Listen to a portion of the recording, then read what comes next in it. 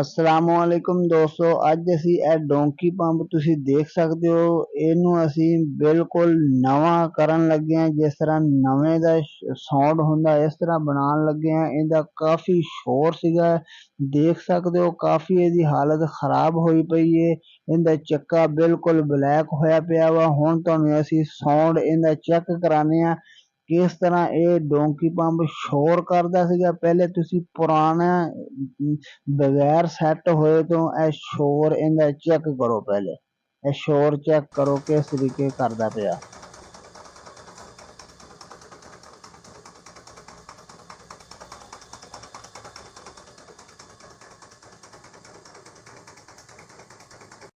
ਹਾਂਜੀ, ਤੁਸੀਂ ਸ਼ੋਰ ਇਹਦਾ ਸੁਣਿਆ ਹੋਏਗਾ, ਕਾਫੀ ਸ਼ੋਰ ਕਰਦਾ ਪਿਆ। ਬਿਲਕੁਲ ਆਰਾਮ ਨਹੀਂ ਕੋਈ ਵੀ ਬੰਦਾ ਘਰ ਦੇ ਅੰਦਰ ਕਰ ਸਕਦਾ ਸੀਗਾ। ਇਹ ਜਿਹੜਾ ਅਸੀਂ ਡੋਂਕੀ ਪੰਪ ਤਿਆਰ ਕੀਤਾ, ਹੁਣ ਤਿਆਰ ਕੀਤੇ ਦਾ ਵੀ ਇੱਕ ਦਫਾ ਤੁਸੀਂ ਇਹਦਾ ਸਾਊਂਡ ਚੈੱਕ ਕਰੋ।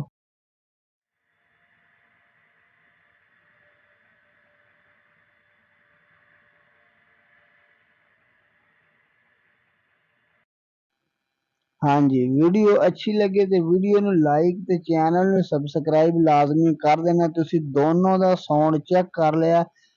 ਜਿਹੜੀ ਤਿਆਰ ਨਹੀਂ ਹੋਈ ਸੀ ਉਹਦਾ ਵੀ ਤੁਹਾਨੂੰ ਚੈੱਕ ਕਰਾਇਆ, ਸਾਊਂਡ ਕਿਸ ਤਰੀਕੇ ਸ਼ੋਰ ਕਰਦੀ ਪਈ ਸੀ। ਬਿਲਕੁਲ ਕੋਈ ਵੀ ਬੰਦਾ ਆਰਾਮ ਨਹੀਂ ਕਰ ਸਕਦਾ ਸੀਗਾ। ਅਸੀਂ ਜਦੋਂ ਤਿਆਰ ਕੀਤੀ ਮੁਕੰਮਲ, ਤਿਆਰ ਦਾ ਵੀ ਅਸੀਂ ਤੁਹਾਨੂੰ ਚੈੱਕ ਕਰਾਇਆ। ਬਿਲकुल ਇਹਦਾ ਸ਼ੋਰ ਬਿਲकुल ਖਤਮ ਹੋ ਗਿਆ। ਇਸ ਤਰੀਕੇ ਹੋ ਗਿਆ ਜਿਸ ਤਰੀਕੇ ਨਵਾਂ ਡੋਂਕੀ ਪੰਪ ਸਾਊਂਡ ਬਣਾ ਦਿੱਤਾ। ਬਿਲकुल ਆਸਾਨੀ ਦੇ ਨਾਲ ਤੁਸੀਂ ਦੇਖ ਸਕਦੇ ਹੋ ਵੀਡੀਓ ਦੇ ਅੰਦਰ। ਹੁਣ ਅਸੀਂ ਮੁਕੰਮਲ ਡੋਂਕੀ ਪੰਪ ਖੋਲ ਕੇ ਇਹਨੂੰ ਅੱਛੇ ਤਰੀਕੇ ਤਿਆਰ ਕਰਦੇ ਹਾਂ। ਤੁਸੀਂ ਵੀਡੀਓ ਦੇ ਅੰਦਰ ਦੇਖੋ।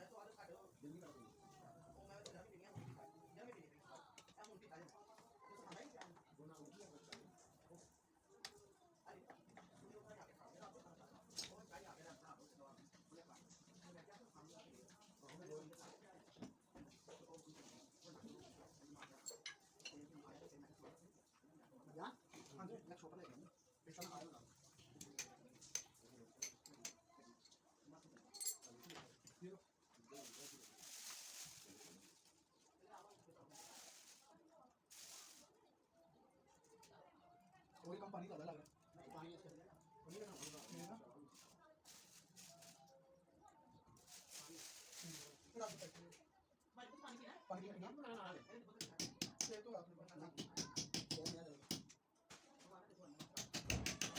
तेल पड़ा और लेके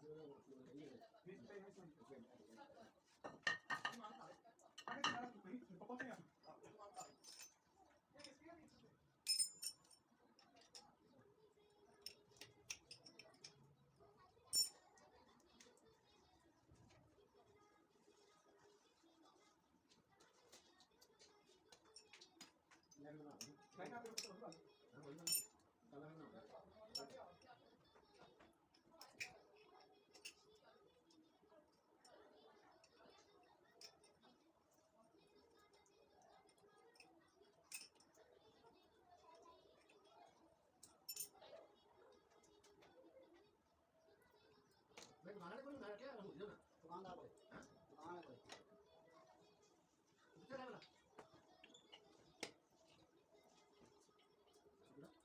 मैं मोहम्मद अली रोड मोहम्मद अली रोड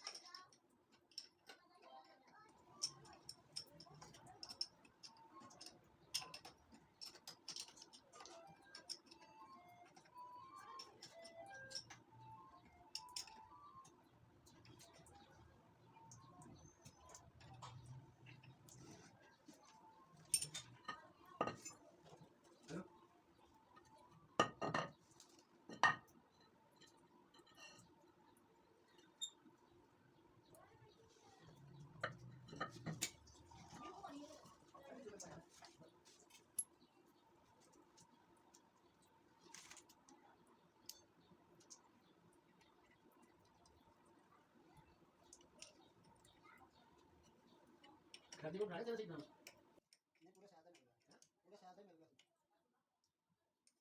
पूरे साथ में मिल गया थोड़ा सा रेगमा के अंदर से रेगमा में थोड़ा रहना पड़ा